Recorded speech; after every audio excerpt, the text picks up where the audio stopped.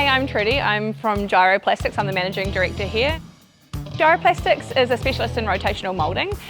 Our business is designed to develop and produce products for the infrastructure industry around low voltage reticulation.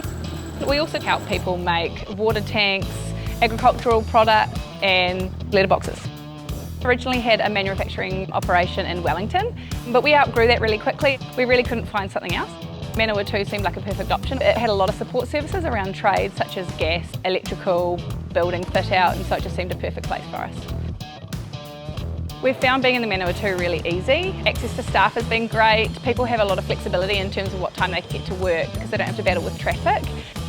There's a real conversational feel and a really relaxed kind of atmosphere around being and doing work in the Manawatu. That's just allowed us to make connections with people really quickly.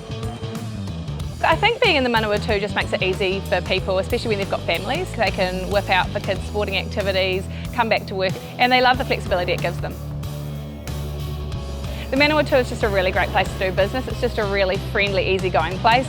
Everybody's really keen to try and help you out and build some community around you. Just made being here a great place to be.